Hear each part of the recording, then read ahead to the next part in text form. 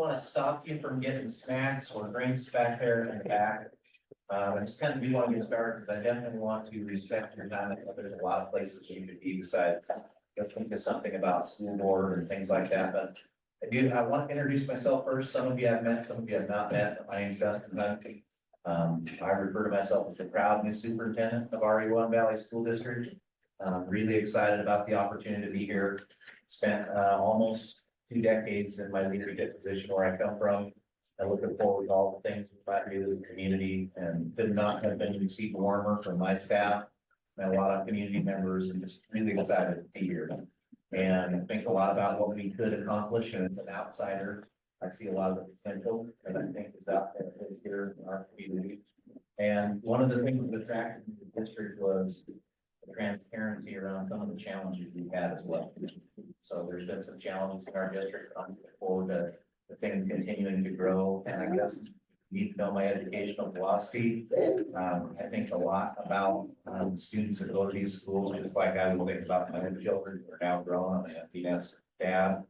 But I think our children will accomplish anything what we believe they can accomplish. And so trying to get that thought process all the way across our district and all the way across our community. But one challenge that I see as a newcomer is it's really difficult if you don't have school board members. And right now, I feel like one of the biggest challenges is our current board is doing a wonderful job, but they really struggle because not a single one of them almost can miss a meeting and have a quorum. We've had a couple of zones that are empty, and so what you see a lot of times is, they have to give up time with their family, and sometimes it's critical time. And so our hope is to try to get folks that want to be interested in the vision. I can't personally recruit as a superintendent to get school board members, but I can help generate interest and do those kinds of things and give you information about what being a school board member is. And I want to share with you that one of my passions is I do believe the school board has a direct impact on the results and what our students will achieve. The school board can't just be this satellite out here that oversees the work. They have to be part of the learning team. I'm really grateful for these folks giving me that opportunity.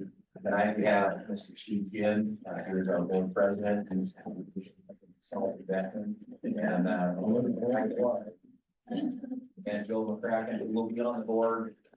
He is not up for election, but we thought everyone was agreed to talk. He is stepping away from the board after this election cycle, and Joel being the only one for sure that's currently may have some incumbents run. But we have a number of seats open. There are packets. I think you might have already used them all up, but we can get more if we need to about the zones that you would live in. We started to put a lot of information together just about the timelines for you as a board member. But I do want to encourage you to consider being a school board member, because it's a worthwhile piece if you've never been able to sit on a graduation stage and watch the transition from that side of graduates going across the stage. There's a lot of value to being a school board member. And to me, I don't know if there's a much better way to serve your community than serve you than the community overall. But we have some questions tonight, but I'm gonna let these two gentlemen talk first, and then I'll get into some questions. You want to just introduce yourself? Sure. Okay. Well, my name is Steve Shannon, and we moved to Sterling way back in another decade, or three or four, in 1986. So we've had great experiences. And when I was approached, 4 years ago, I guess, about doing this, I was like, boy,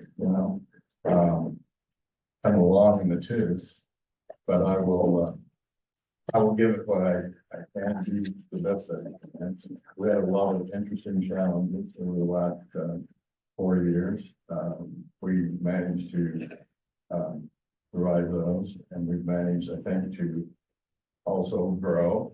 And I really feel really comfortable with the situation that we have. There's always going to be issues, but a lot of the main things that we need to address, we've taken care of. A lot of confidence, take our club to help us out a lot by coming back. We owe Marty a lot. He said, well, I'll come back for a year. And a year became 2, and we became 2. But I think he helped us to get in a better situation so that when Mr. Hunt arrived, has, not a totally clear path, there is no such thing. Yeah, he has some operating section that's qualified to period. They can be, then for any sort of that, I think like, look, I mean, everyone's been, I've not been able to work with, couldn't work with the most employee group than all of them. And I see this happen every day, so I welcomed the opportunity for a few times in there when I wondered, gee, this is one of my best decisions, but you know, in actuality, I came away with a lot of positive, far more positive experiences. And I'll always cherish that opportunity. It's I think being on a school board is one of the most important functions that you can do in the community. Dealing with youth for all kinds of changes, constantly going on. You can't change all of them, but you have some ability to influence.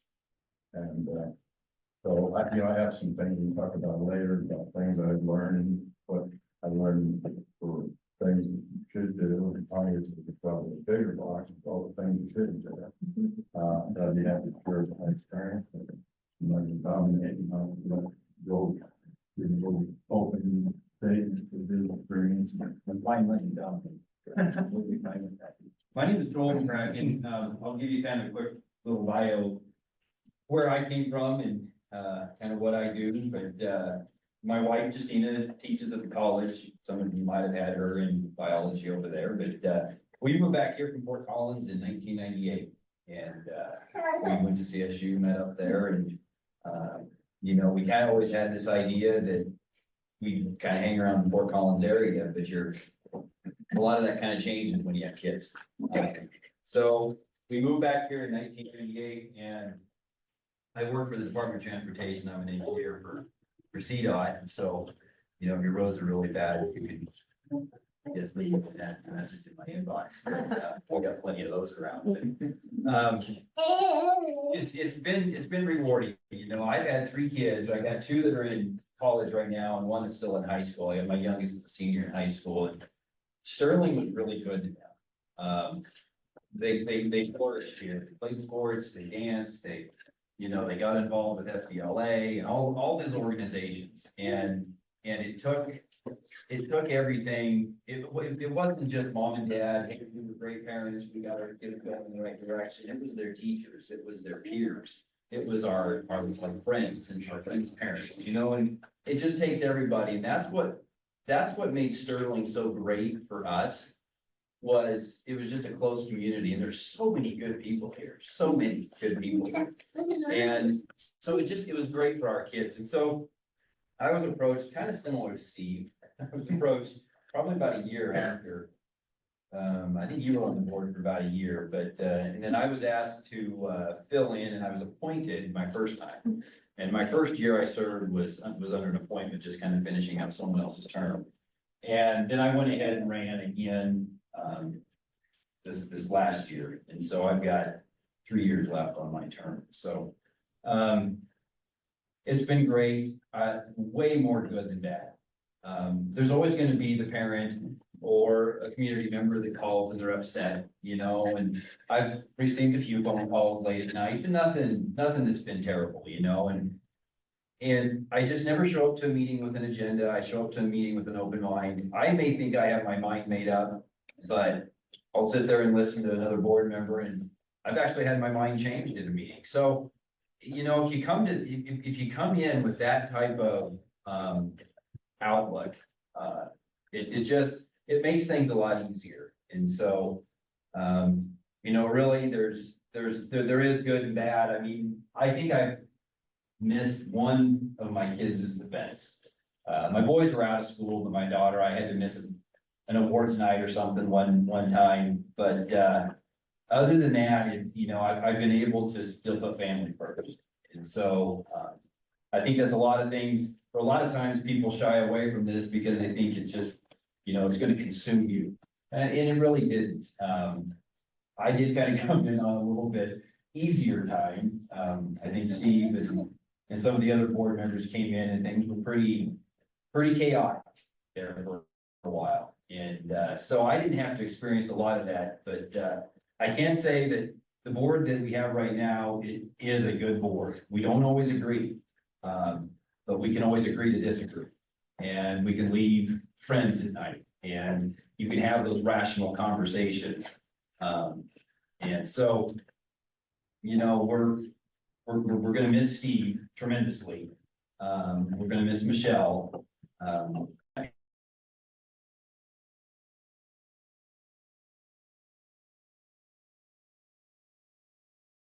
We're here. This is great. Two, kind of all sorts, you know, we've got some older people, some younger people. I don't think it's great to have a board that's just stacked full of 50-year-olds, you know, or stacked full of 25-year-olds. I think a little bit of that mix would be good. And so I see a lot of young faces, people that I know. This is great, really, it is. I'm encouraged that there's a little bit of interest here because you can really make a difference when you get up here. So, but I'll turn it back over and however you want to do it, Dustin, a Q&A or whatever we want to do, and you guys ask away and try to give you the best answers we can. Well, I appreciate both of you very much for sharing. I think kind of how we thought we would do our format tonight is just kind of moderate, ask a couple of questions, let both of you respond. And then definitely try to save some time at the end for audience participation, or even a back and forth. In your materials, a lot of this stuff is going to be reiterated that we have in the questions. For example, the first question is, how do you sign up to run? And so part of what prompted this effort is, I don't know, Michelle, you correct me if I'm wrong, but I think we have a deadline coming up for them to get signed up this month. And currently, Joel will be on the board, but to my knowledge, we don't have any other completed applications for folks to be on the board. And so the first question would be, Steve or Joel, either one, and Michelle, you can chime in about this if we miss a legal piece. But how do you sign up to run for the school board? Well, we have a election official, Jerry Dobbs. And you can go to John's website. He has instructions, some information that very important, not how you go about the things, cities. I don't want to give this information, but I think my recollection is that, for example, if you're running in District 4, there's all of your signatures have to come from people who are in District 4. They have to come from individuals who are registered electors. But as long as they live within the school district, or one, they can sign regardless of what district they live in. So that would be the first thing. If for some reason you can't get in contact with Ms. Dobbs, I think you can actually pick up a petition.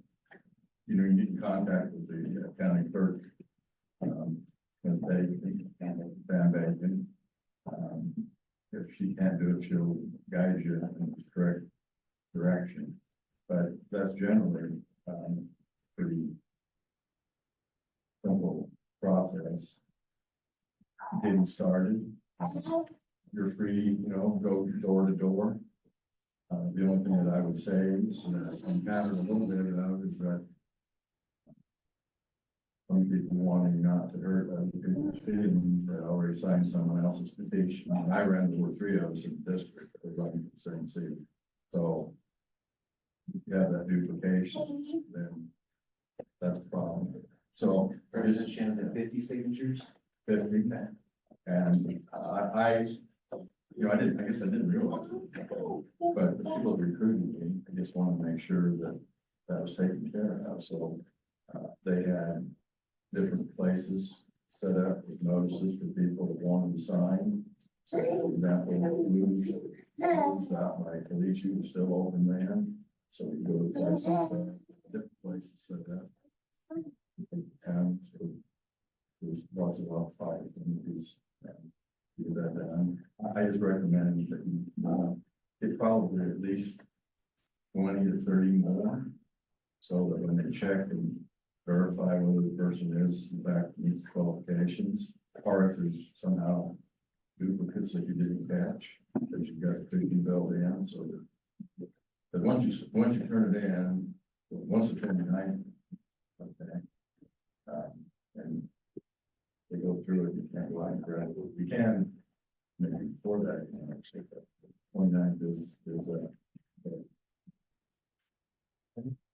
Yeah, there is a website or something you can go to. I can't remember what that is, but when someone's filling in those signatures, they have to fill in the exact address that is shown on the Secretary of State's website. So like my address is County Road 370 here in Sterling, but it's on the website is CORD 370. I never sign it that way.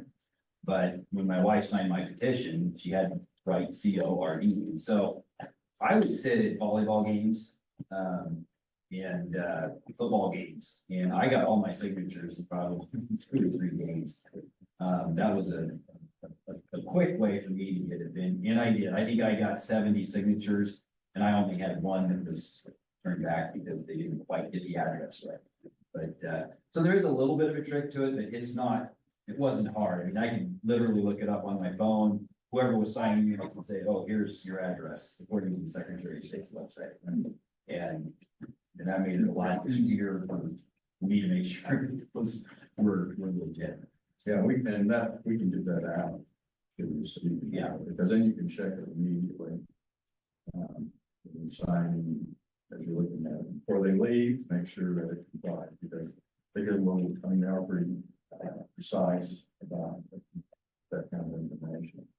So. President Shindy, there are people that sign your petition, do they need to be registered to vote, or just residents of the district? Very registered.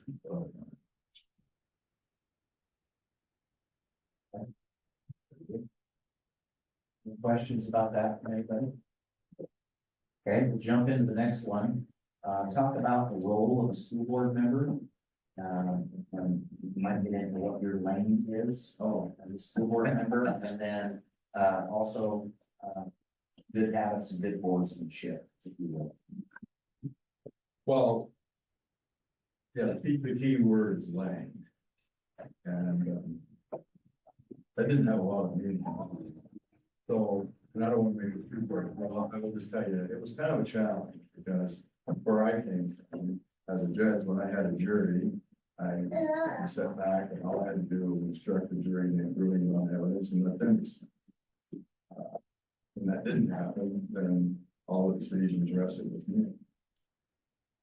And that was a bit of a challenge when we were on board, because we used to make some of the decisions, and that is not going to happen. So when we talk about being in the lane, one of the primary functions of the school board members is establishing the policies. And that's the number one, and that's to oversee the operations.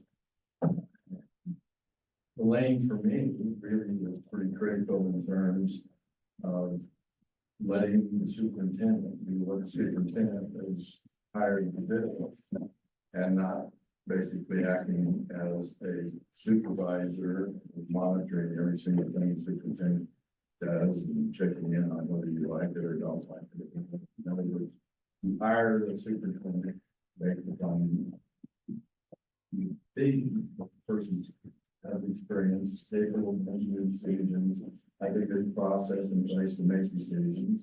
If the superintendent wants information, there's no problem with that information. But when you start, when you're superintendent and saying, listen, I know this is what you're really thinking of doing, this is what I want.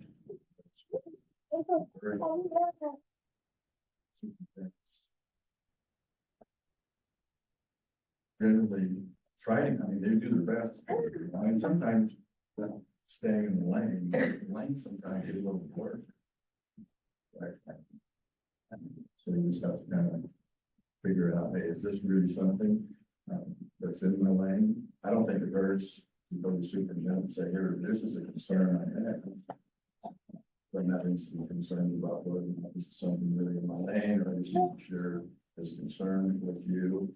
To do the things necessary to anything, as opposed to going in and saying, yeah, I got a call from the parent. And they're upset about this, and I don't think they're correct. I haven't checked it out, it's kind of things like that. That's where the problem is. What do you want to add to that?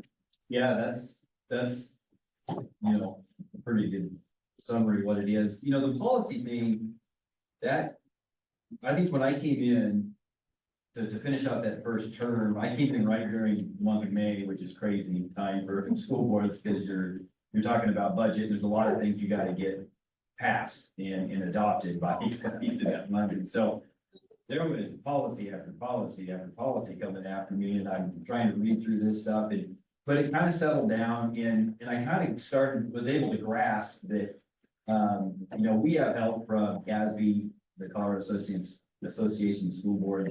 We get help from our legal counsel. They will put policies in front of us that, okay, maybe, we need to look at this. This is something that CASB recommending or something.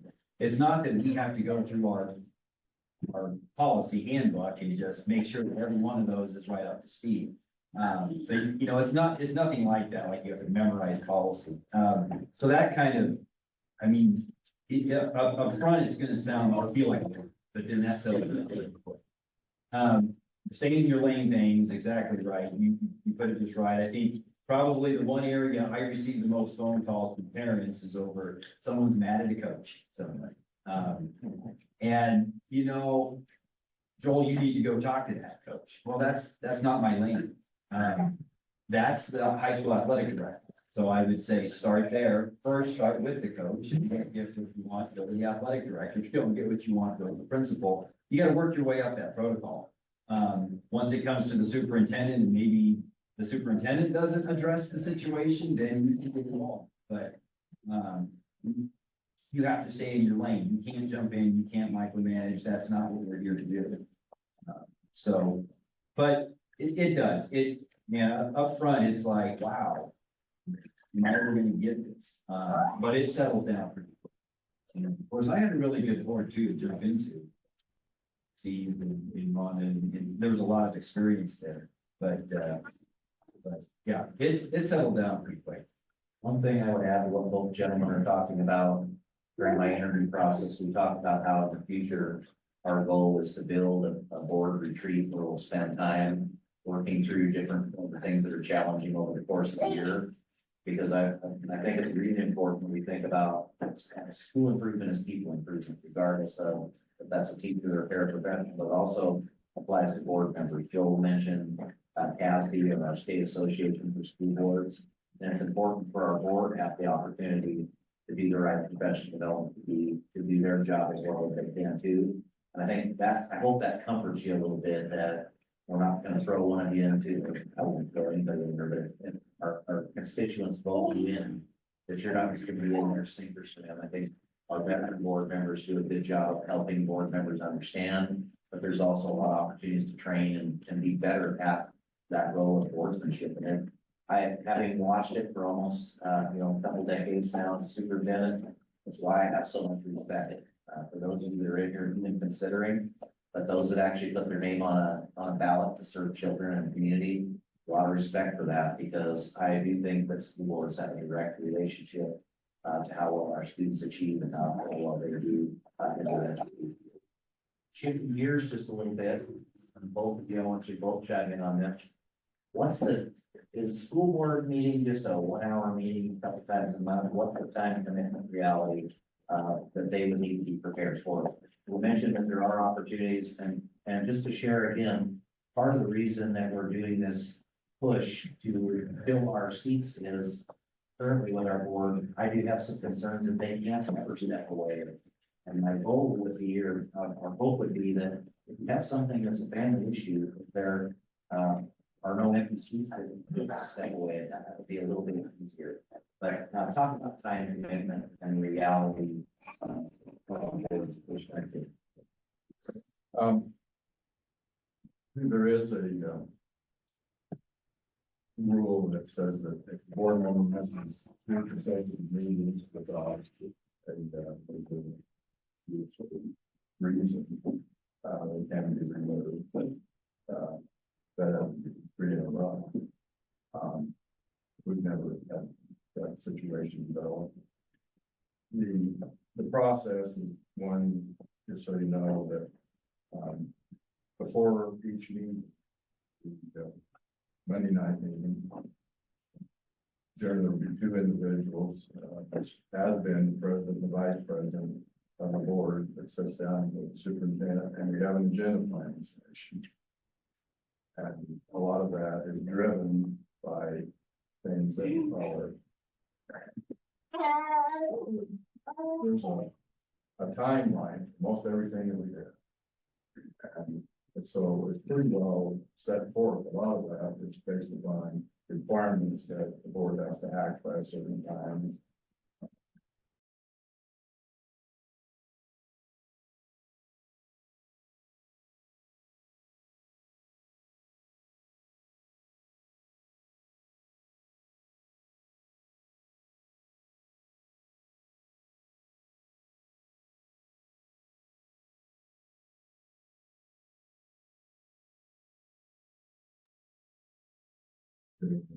Information that we need, sit down and develop all of those different policies. There are so many of them that we decided.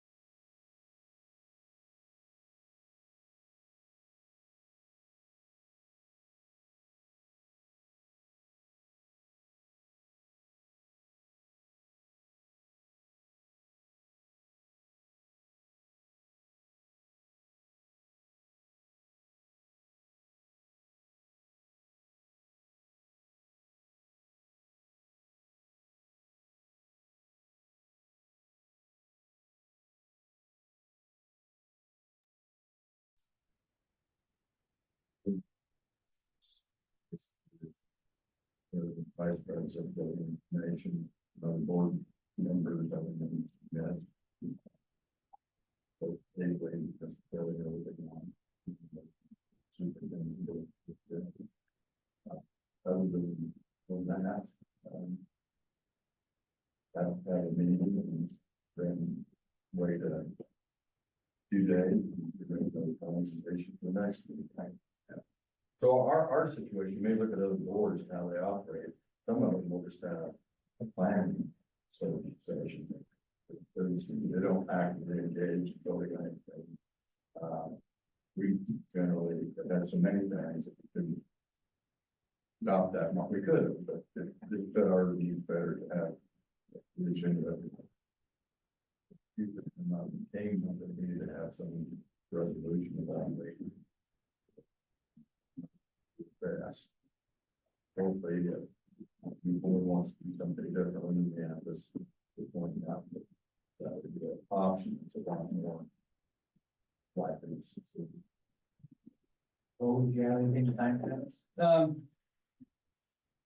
Yeah, for really, you mean, my perspective is a little bit different from Steve's, where I just served as director of a district. Steve was actually serving as director of District 1 and board president. So kind of from my perspective, which is where most of you are going to come in. You're not going to come in, if you're in District 1 and you want to run because Steve's not running, you're not going to be board president.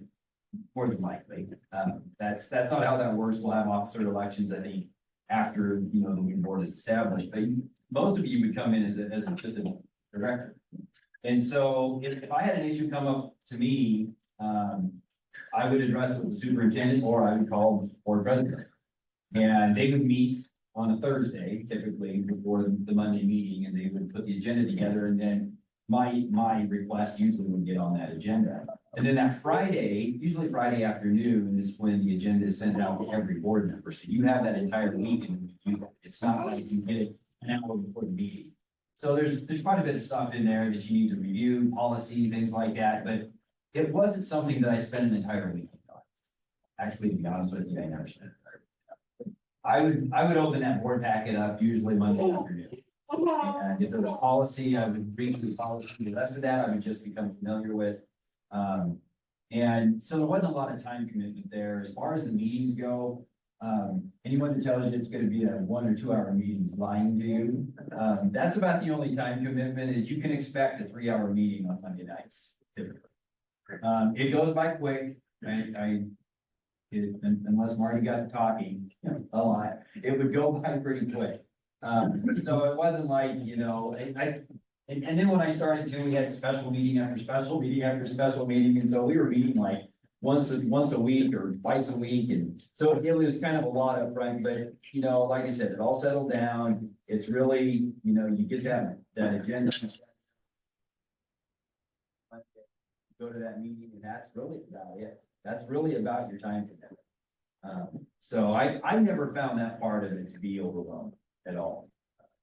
But again, I wasn't at the agenda planning session and things like that too. But I never found that part real overwhelming. Right. Would you care to talk about, importance to the community, how you feel this role benefits the community, and then any other ideas that you want to share? That we're going to do back and forth with the audience. So kind of anything you want to share from this point. I shared how important I think it is to the community. You also touched on that a little bit, but is there anything else you would add for that? Well, the only thing that I can think of is that I've had the benefit of being involved in lots of different roles. And I can't think of any that I've ever had that I felt was any greater challenge, but the purpose that it served was great in terms of importance.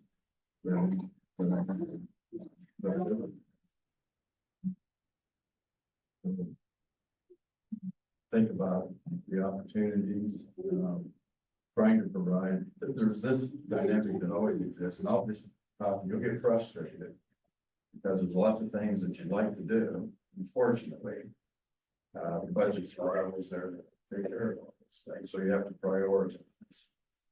But that's true of most any endeavor that you're in, whether you're running a business or whatever it is. And that's a little bit about what this is. Running a business, you have to keep within the budget. You have to try to make decisions on what's best in terms of options that we have, prioritize, we really spend what money we have.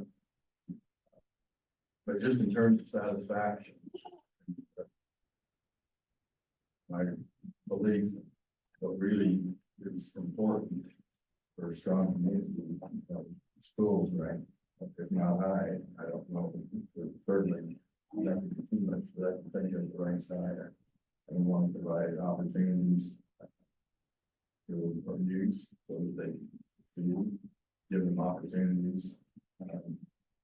We work, I think, pretty diligently trying to come up with diverse options. Mentioned a couple things. We sometimes have this online program, 612 on. That's made some really great progress. Because the needs of individuals in terms of how they acquire the education showing up traditionally at a certain time, setting your class, and the bell rings and so forth, it doesn't work. And so we're trying to adapt to what society's needs are, what our community needs are, and offer as many options to the different circumstances. Because one thing we want to do is we want to provide an opportunity for an education to everyone. So it's been very satisfying. I mean, sometimes it's disappointment because you want to do a lot more. But, realities are you either can't afford to do a lot more, or sometimes resources, especially. I wasn't gonna use this word, so you know what it is. It happened about 2020, so I think we pretty much recovered. We haven't totally recovered. It's far enough back that we're on a new track. And so, I think it'll be there, it'll have a lasting effect, but it's still something that I think has been pretty successful at working on that. That great staff, great teachers, really working with us. I'd like to do as much to help them in a very difficult challenge sometimes in teaching in the circumstances we have. But we made some strides. School safety, things of that nature, we made some really good changes. But that's all right. So those will go on, and we'll get a lot of those opportunities. So if you're looking for something that, at the end of the day, frustration, but you stop and think about, what contributions you made, what differences that made in the community, providing education, extracurricular activities to keep our youth involved. It's very rewarding. It's frustrating because you can't do everything you want. I can't think of anything for me, at least in my life, that's going to be able to go. And if it wasn't for the fact, back over the hill and 12 grandkids growing up in Iowa City, the Phoenix, that you come visit us, I would, that very much. How much you? Yeah, very much the same. I guess there's no greater responsibility than our kids. I want your kids to have the same opportunities my kids get. Sterling is very good in my kids. There's not a school around that has more opportunities. I mean, one of the things that I've been really big on is opportunities for kids to do things, whether that's sports, dance, music, esports, whatever, FFA, FBLA. We've got a crazy good FFA program right now, a really good FBLA program that's getting off the ground. Our sports has always been really good here, but there's so much for kids to do, and there's no better school around than Sterling, in my opinion. I get frustrated sometimes when I hear some things like, oh, well, we're gonna send our kid out to a different school because they got better teachers. That's just wrong. That is so wrong. They don't have better teachers. They got different teachers. There's so much more to teaching your kid than just giving it to a teacher and saying, go teach my kid. There's so much responsibility as a parent that comes with that. If you're engaged with your kid's gonna be successful. And if your kids are engaged in school, that means they got something to grab onto. That's sports, that's whatever it is, So those opportunities for kids, that's kind of what drove me to jump on the board when I had a chance. Facilities is something I want to see improved. I'm sure you're all aware of the Best Grant Project and the bond promotion that we have going on right now. That's just the start, right? This is something that has probably been missing in this community for quite some time. Steve said it right. Your best recruiting tool for anyone coming to this town is your school district. If we're hiring a new engineer out of CDOT, the first thing they do is they drive through your schools. Do they go inside your schools? Not necessarily, but they drive through. They look at your facilities, right? Let's improve our facilities. Let's keep our grounds up, those type of things. There just has to be a lot of buy-in. And I want your kids to have even more opportunities than my kid. Because like I said, this community was really good for us. And so It is, it's super rewarding, you know, if you're at graduation and a parent comes up to you afterwards and gives you a hug. I actually had that happen, I was really surprised and, you know, just thank you for what you do, and I'm like, well, I don't know if I really did anything, but, you know, that is super rewarding, or if a kid is almost crying when they get their diploma because they're so happy and, you know, and it's like, that's what it's all about, so, yeah, that part of it far outweighs the frustration. Okay, time for some back and forth. Questions from the audience, for the board members, I guess you could throw up any views if you have questions for me, but, questions from the audience, what are you thinking about, that you want to know from board members about the process or anything else? Could you tell us what districts are currently empty? Can you tell me what districts are currently? Just checking. Everything but. Just so, when you're looking at that. Right, So Skeet is not returning District 1. Rhonda Meinheiser, you said, we don't know for sure, Yeah. District 2. Joel McCracken is still on the board, but you can run against him if you wish, he's in District 3. We currently have a vacancy in District 4. Heather Harris, is on the fence of running or not, District 5. Michelle Sharp will not be returning as District 6, and District 7 is vacant. Brendan, has seven's been the longest vacancy, correct? I would, Right, I yeah. would- Yeah, I think someone sort of there for about the first 4 months I was on the board. I haven't said. Question from the audience. Don't be shy. What does it mean to review policy? What policies? Where do they come from? Okay, school district policy, I'm gonna let you guys. Yeah, there's a policy handbook that you can access online, it's on the district website. And inside that handbook is basically rules and regulations that govern, the school board. So, there's lots of them.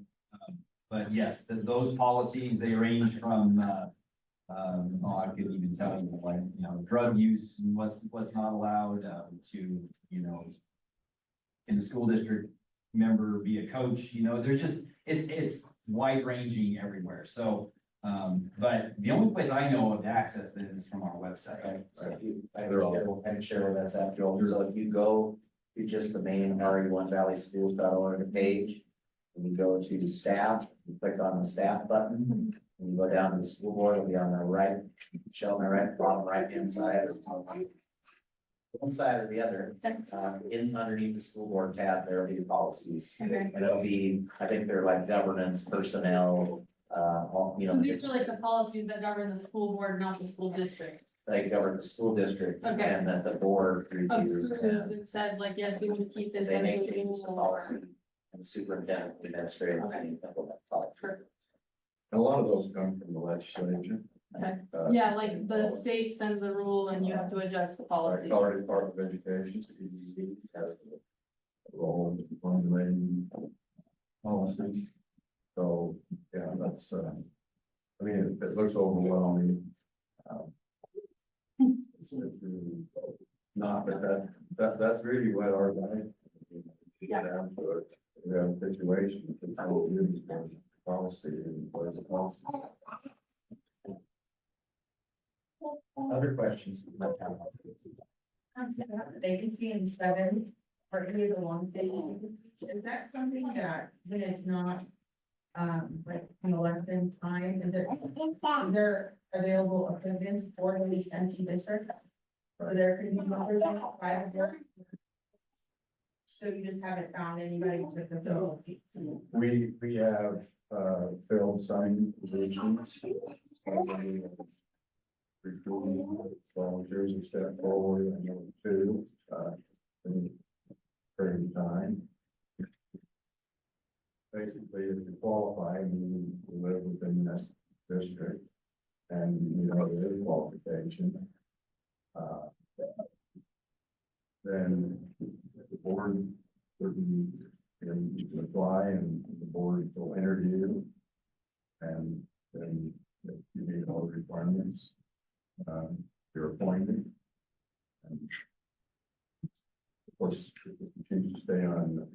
appointed period, we don't have that time.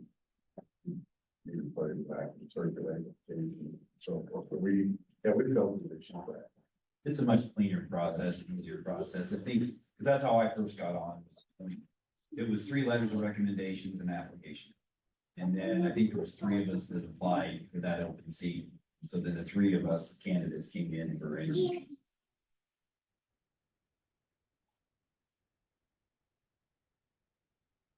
For some reason 7, I don't know if we've had anything. I've heard of the. Yeah.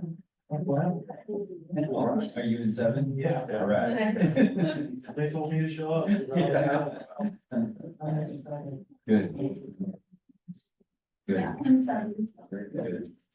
So that's the question I have, because I feel like there's amazing people here. And is there a way to somehow collaborate and figure out who's in what zones to almost, you know, maybe people don't want to run against each other? Is there a way to help prevent that? Well, not, you know, not, there's certainly ways to find out what. what- And if you know someone else that's been that good, whatever, if you want to talk it over and say, listen, pretty interested in having it over fitting ourselves against each other in the election. You could work out the government prohibits it. I actually, you know, and I understand that, but we're very, I just sometimes think that voices aren't necessarily a bad thing, but quite frankly, this thing, you know, having so many vacancies open, we're happy to have some. We're not gonna say, oh, no, you have to get here by running, because someone has to come back, so you're not true. Although I should.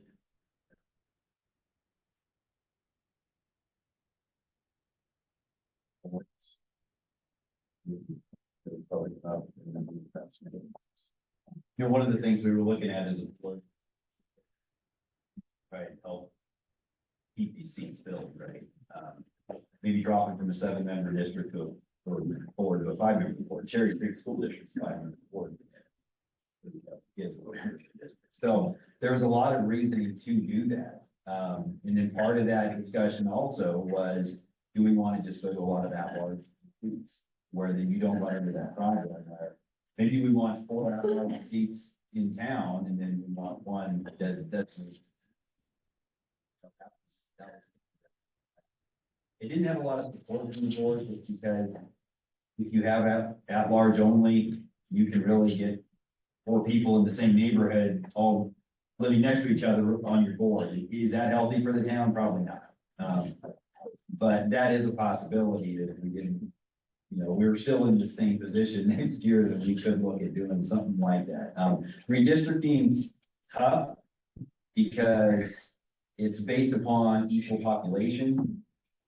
So our population was, I think, given to us at 16,000 people. So if you had 5 districts, you had to divide that equally 5 ways. That was kind of tough to do with Cleachy. So some of the district mapping we saw, it took the Cleachy district clear out to the northwestern part of our district, which was almost Pawnee Pass. And I thought, well, that's not Cleachy. And so we kind of backed away from that discussion, kind of tabled it, but that's something that could be looked at. But right now, it is tough. If you got 2 great candidates, which we could possibly right here have 2 great candidates in the same district, that's tough. And the other thing, sometimes I've been questioning about is, when we're, let's just pick a district like mine, I'm in 1. Okay, so when I ran last time, there were 3 of us. However, you can really, or you live in that district, you never live that district, you run at large, every district votes. Every other. So, it's not like some offices where you have to. They don't have enough, and it's not set up to do anyway, which it would be very strong. Practice that. System. balance from each one of these. And so in essence, while you designate to represent your constituents in District 1, you're voted on by everybody in this.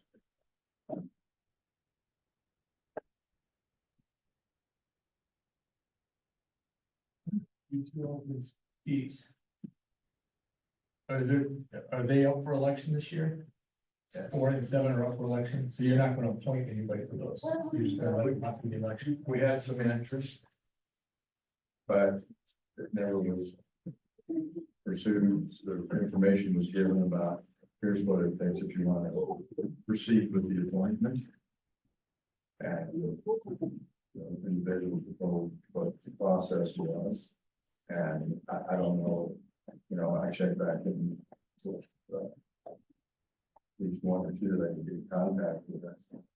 And it was I already came from because it really didn't give me, other than, well, I'm still interested in change before I'm ready to do that. That was, so discussion was, well, this is going to be up on the ballot, so reach a certain point where if you're still interested, but all means, education circulating different, we do it that way. 6 or 7 districts will be up for election this morning. Right. So, Yeah, we tried to appoint seven quite a few times. We did, Travis Ayers was an appointment forward. And but then he took a job out of the district, and so he had to move, and then he had to resign from his position. But there, yeah, we tried, but we just didn't get the interest. That's the one we did there.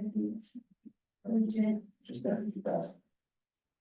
And then my other question is like what you just said, like if you were to move, you would have to resign, like move out of your district. Yeah, Michaela Chartier did that in District 4 right before Travis did. She stayed in town, but she moved from one district to another, so she had to step up.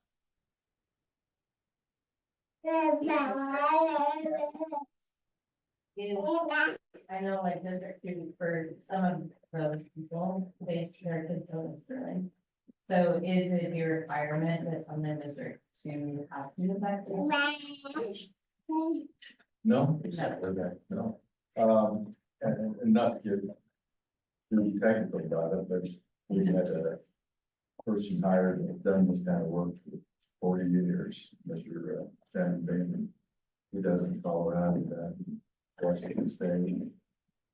And we are really required by every 4 to 5 years to have someone like him and make certain that we are in compliance in terms of having as close as you can. Reason, equality of population within each district. That had nothing. Got onto that. All that can be played in one line just a little bit, try to equalize and then people do that. The biggest problem we encountered was size of the district is that you have supposed to is dictated by state law. All of the numbers in each of the districts. And obviously, being such a total individuals who were around first form, that's growing in Iowa. So they have a lot of history that we used. Part of it was based upon creating a district that represented that particular area. The situation in rural areas over time. From 1975, approximately 50 years. Population, same. So get that equality. Now it's on so the number of individuals needs to. Get that done. They can buy this. But in reality, everything we looked at, I technically have more individuals associated with Sterling than did with Breach. Then.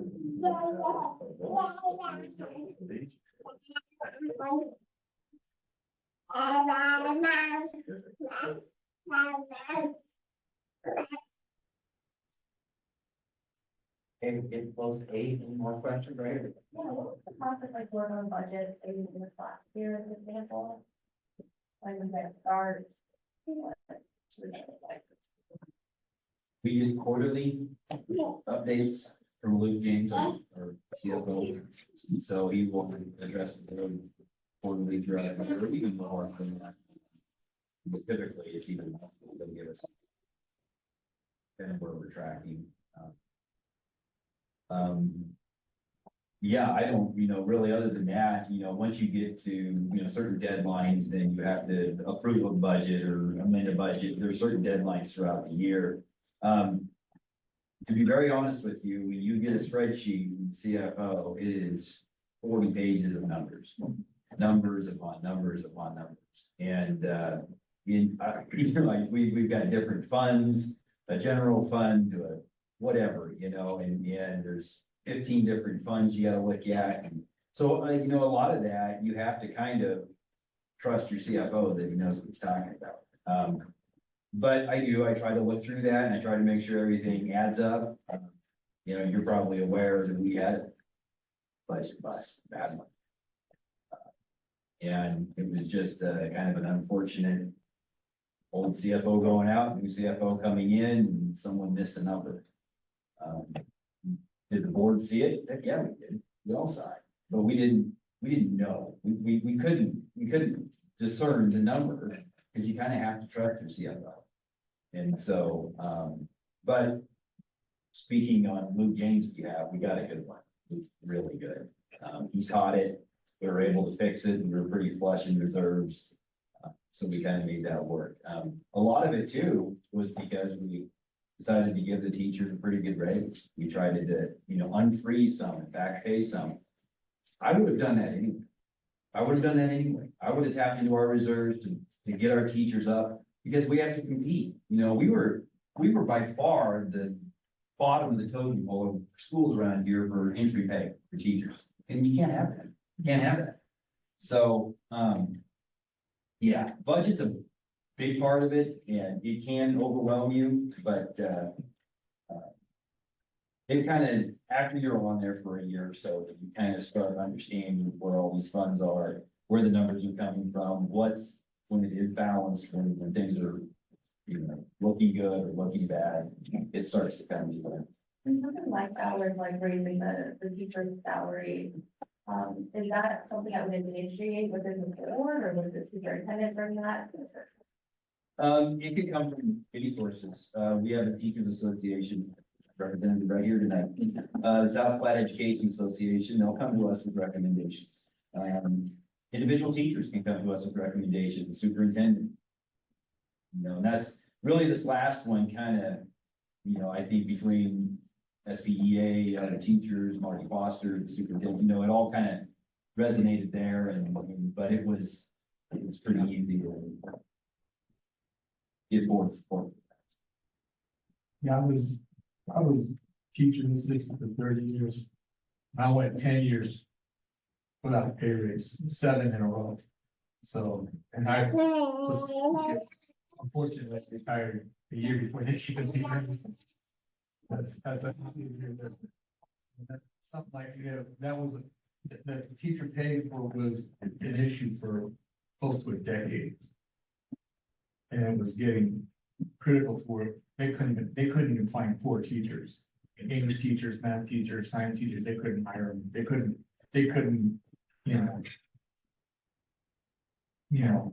alcohol Broncos tickets, and they still couldn't get them. So. Yeah, it's tough. It's better, but it's not there yet. No, it's not there yet. That's like open positions. Throughout the day, right?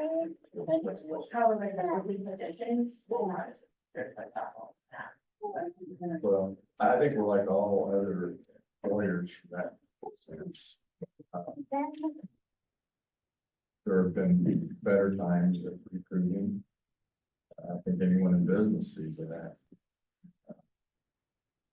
So, for example, we used to have plenty of drivers that take activity classes and all kinds of things of that nature. We worked an arrangement with, NJC that requirements for their CDL and whatever. We tried all kinds of different avenues to try to, and we've had a bit of success, although I'm saying it's marginal.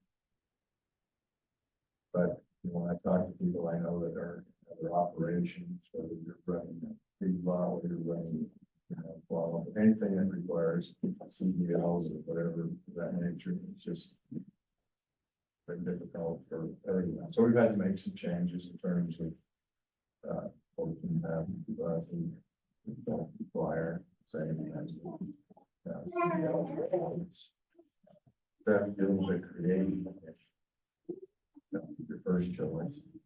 But so far we've gotten by as it was. And a lot of things.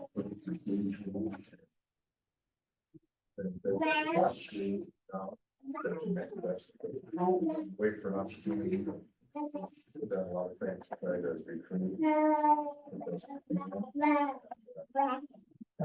Continue to do that.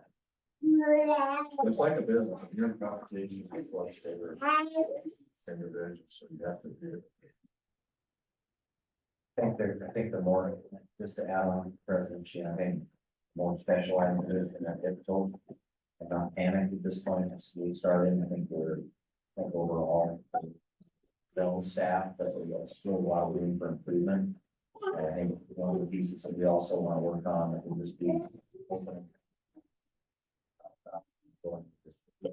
Is our culture, and not just pay. I think obviously we want to pay all of our staff as well. They're also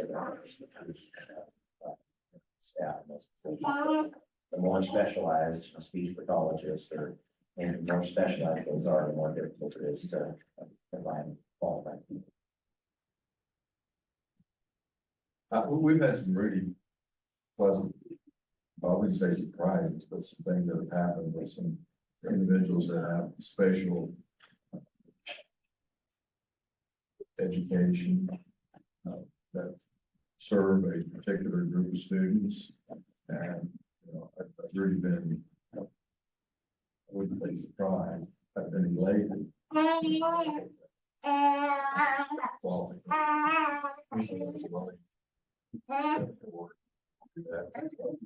The places for more. That's connection. I truly believe for a lot of educators, I mean, more patience pretty low. So to be able to be fortunate.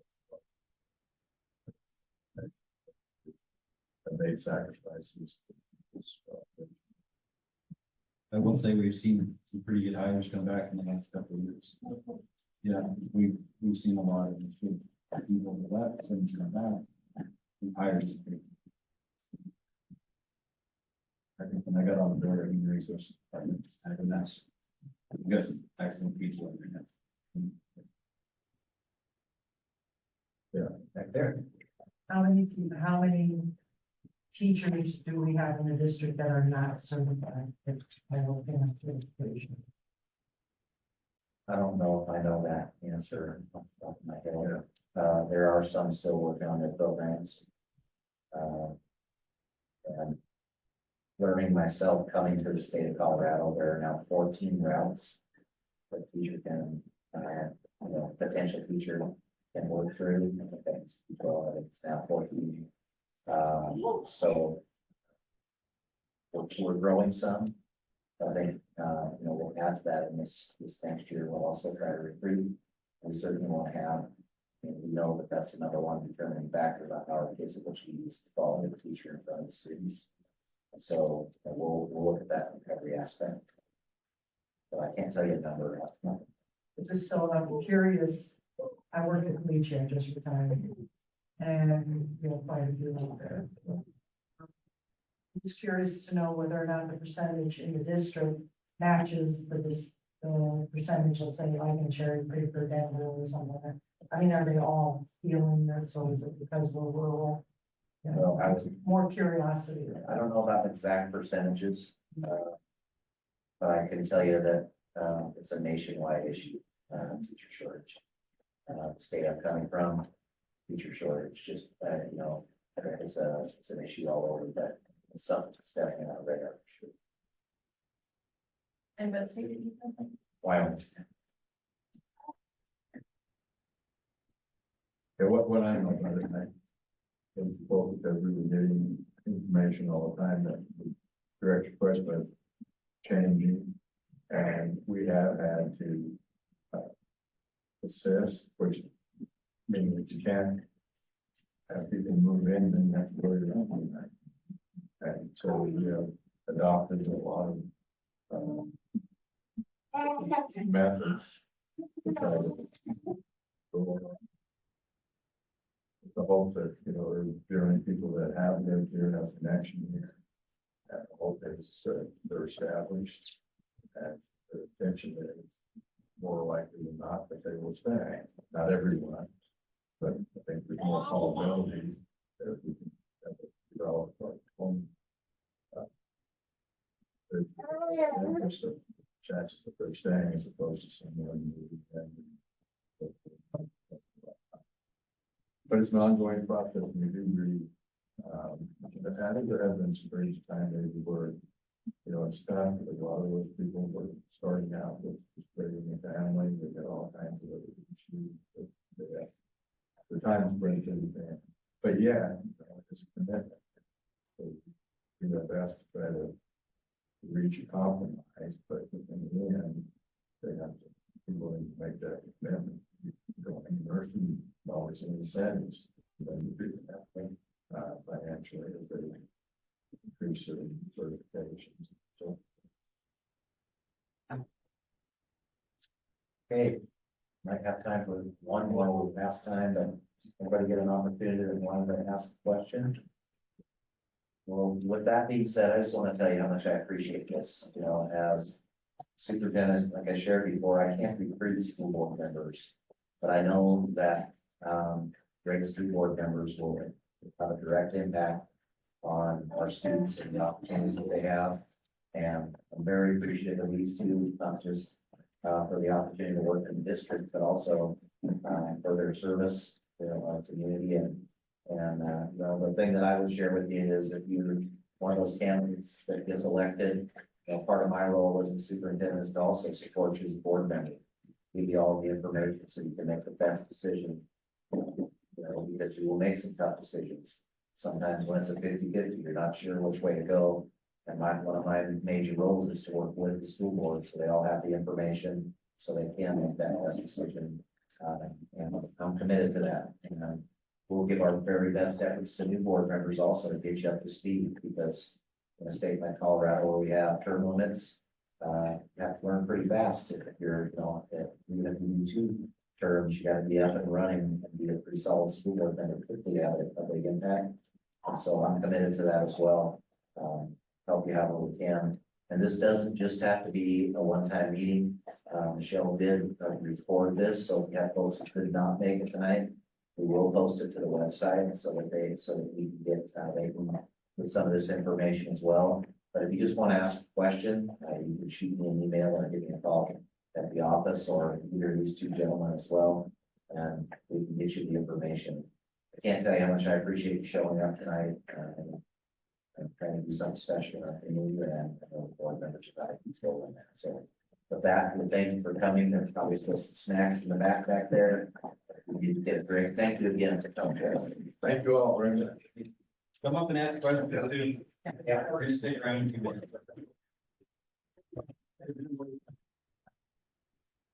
No, not